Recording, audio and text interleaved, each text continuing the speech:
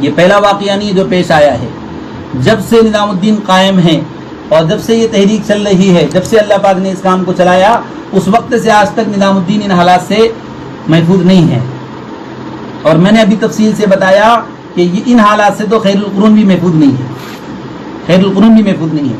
اللہ کے نبی موجود ہیں اور انصار مہاجرین تلوار لے کے کھڑے ہو گئے اللہ کے نبی کے سامنے. یہ خیر القرون بھی محفوظ نہیں. یہ سب ہوگا اور ہوتا رہے گا اور آئندہ بھی ہوگا. سن لیں اچھی طرح، آئندہ بھی ہوگا.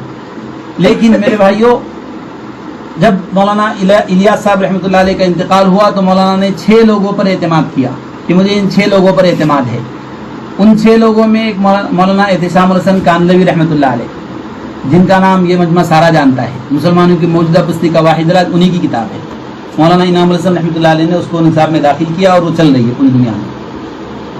اتنا بڑا پہاڑ آدمی مولانا الیاس صاحب رحمۃ اللہ علیہ نے ان پر اعتماد کیا تھا کہ میرے انتقال کے بعد ان 6 میں سے جسے چاہو امیر بنا لو. اس میں ایک مولانا احتشام الحسن کاندھلوی بھی تھے.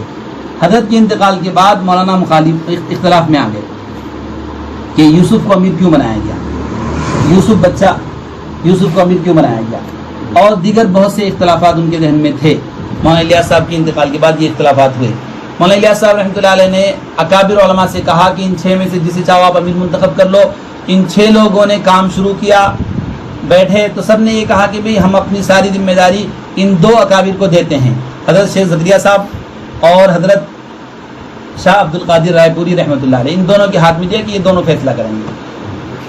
یہ دونوں رات میں بیٹھے، پوری رات دونوں رائے مشورہ کرتے رہے، لیکن دونوں ایک رائے پر جمع نہیں ہو سکے. صبح حضرت تہجد میں حضرت نے طلب کیا دونوں کو کہ کیا سوچا. تو حضرت شیخ زکریا صاحب رحمۃ اللہ علیہ نے فرمایا کہ پوری رات ہم نے سوچا، میری رائے حافظ مقبول حسن صاحب کے بارے میں بنی ہے اور شاہ عبد القادر صاحب رائے پوری کی رائے یوسف کے بارے میں بنی ہے. تو مولانا الیاس صاحب رحمۃ اللہ نے فرمایا کہ اہل میوات اور اہل دہلی جتنا یوسف پر جمع ہوں گے اتنا کسی پر جمع نہیں ہوں گے. اس پر حضرت شیخ نے فرمایا اب میری بھی رائے یوسف کے بارے میں ہے. تو کہا کہ جب آپ لوگوں کو یوسف پر اعتماد ہے تو پھر یوسف کو ذمہ داری دے دی جائے. تو اس فیصلے پر